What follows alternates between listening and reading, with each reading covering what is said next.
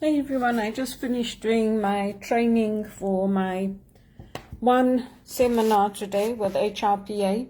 So it's a lot of information. I can't even write everything down. You're supposed to take notes while you're listening. But I do whatever I can from home. I don't go out that much anymore. Just because Toronto has become unpleasant on the subways and things like that. But they do have the sessions downtown. They have them at the hotels and things, which is nice. Before I used to go, but the online ones are also free. If you go to the hotel, sometimes there's a cost to it in addition to your HRPA membership. So basically they covered looking at health and safety, updating your policies annually, making sure your assessments are in writing, and that you review them regularly because the government does come in to check on them. And then looking at how workers at home are also covered. Just because someone's working from home doesn't mean that you're not covered by health and safety, and any critical injuries also have to be considered. And then the next one was looking at managing workplace reductions. So Canada doesn't do a good job of doing job sharing, looking after the employees. It's very bad at it, actually, in my opinion. It's more in the favor of the employer.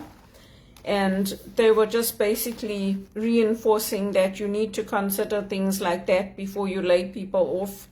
And usually when they lay people off, it's people who are unskilled, people who haven't been at a company a long time, and people that are not valued by the company. So basically your entry-level workers, people who, they haven't got any Canadian experience, they don't know how to do things, they're incapable of making decisions.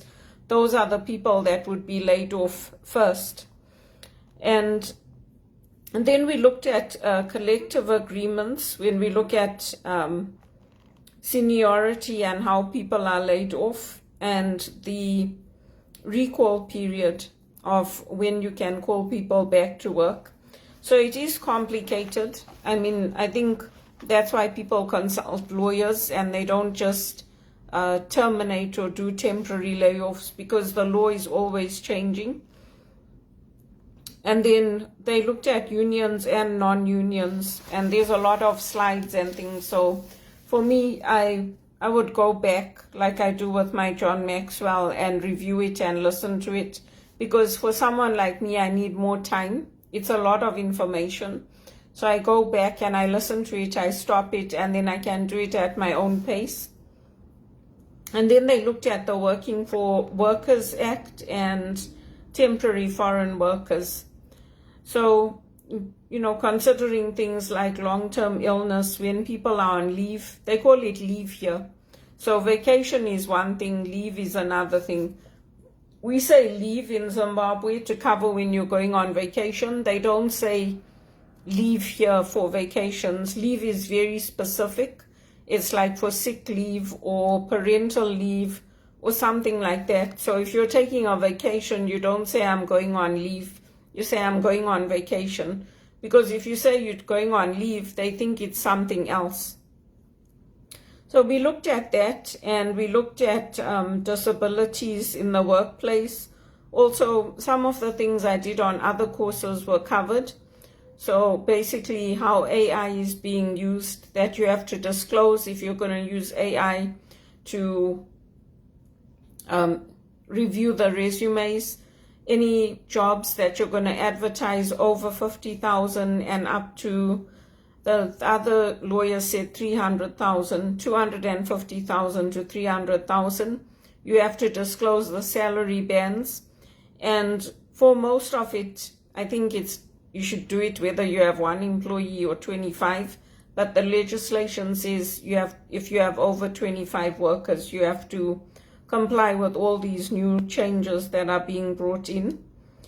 And also it covers sporadic disability. So it's not just like long-term disability. If somebody has disability that flares up now and again, you do have to consider that. And then just looking at things like disclosure, which are your regular things, like employers they are obligated to provide you with the computer, the equipment and all that to do your work. And then you have to disclose compensation, where they're going to work from, how often they're going to be paid. I think some of those things you would do automatically. And then with the temporary foreign workers, I know they're saying, and Doug Ford is saying that, oh yeah, we're going to cap it and we're not going to bring in new people. But the reality is that in places like call centers and other places, most workers are temporary. They're temporary foreign workers. They're students. They're people who are coming into this country that employers can basically take advantage of. Hire them on minimum wage, fire them, get the next lot in. Because that's how companies work here. Even for somebody like me, I haven't had any decent paid jobs in Canada. I used to get 3 to 6 months of work on big multi-billion-dollar portfolios, and they would always say, yes, we're going to make you permanent, or we're going to offer you a 2-year contract. It never happened. And that's in every sector. It's in banking, it's in healthcare, it's in education, it's everywhere. So, I mean, let's see, because if you can get thousands of people disappearing, coming into Canada and then disappearing, that means they're working under the table and they're getting the incomes, they're getting the jobs. And it's not necessarily that they're better workers than me, they're more educated, or they know how to do things. It's just that they can pay them less. That's what it boils down to. And my advice, if you are an employee, like when I had all these problems coming up, the lawyers all told me you have to file a human rights complaint. So I did everything. Nothing came of it for me. I didn't get any compensation. I didn't get any accommodation, even at work. I didn't get any accommodation by Teleperformance. I didn't get any consideration for my health needs, for my religion. So everything's in the favor of the employer when it's North American. At least in England they try. And I know that because I worked there. I have experience working there. And I also have family and friends there. At least they try to accommodate you. They don't lay you off. They try to give you decent paid work for your skills and qualifications. Here, I've got a master's in theology. I'm more than qualified to teach theology. I can't get any opportunities. All the opportunities are in America. So then you apply to America, but it's hard now because they're clamping down on taking people over there. So I don't know. It's not like, and also if you want to get in to do a PhD, Regis College wants you to be working in a ministry first. They want you to be working in the church.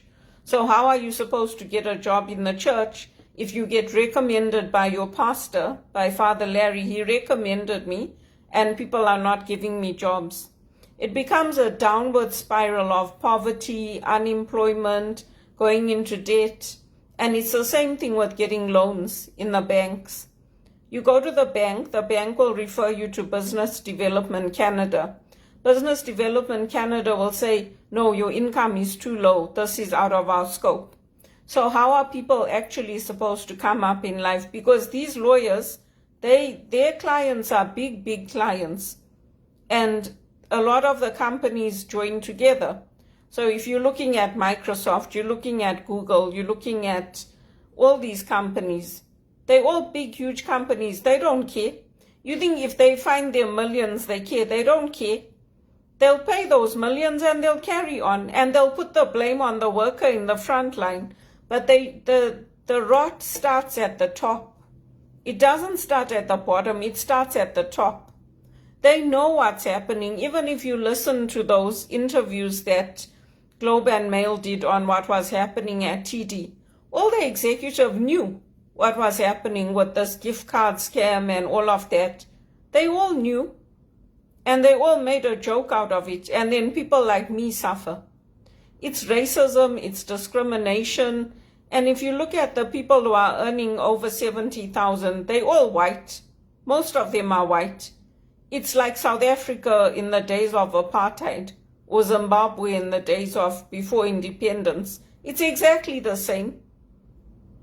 If you show me the black people that came up, most of them are either connected to the sports community or somebody patted them on the back and gave them that opportunity.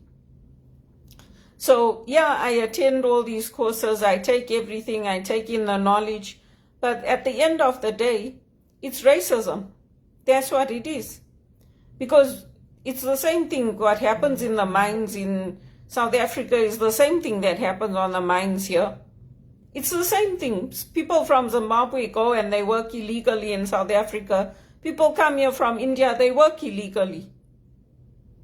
So it's the same thing. Why is it that somebody like me, who has all the right credentials, the right values, the right education, why am I not accommodated at work? Why am I not valued at work? Why am I not given those paid opportunities on the One campaign, on boards, in the banks? Why? Why is it always me that's being let go from the companies? Because I help them. I tell them the truth. I tell them the right way they should be doing it, and they still let me go. Why? Because it's the people at the top. They all know each other. I worked with all those executives at TD. Teresa Bowman, Warren Bell, Evan Mammas. I worked with all of them. Why aren't they opening doors for me to get me jobs in the banks or in the financial institutions or even transferring me? They could speak to all these theology schools and say, you know what, we don't want her here. Please take her. Give her an opportunity to teach in your churches, in your wherever you need people. Why? It's discrimination, that's what it is. They can talk till the cows come home. Because everything here works in the favor of the employer. And that's the reality. Why is it that somebody like me can't get a small business loan? It's discrimination.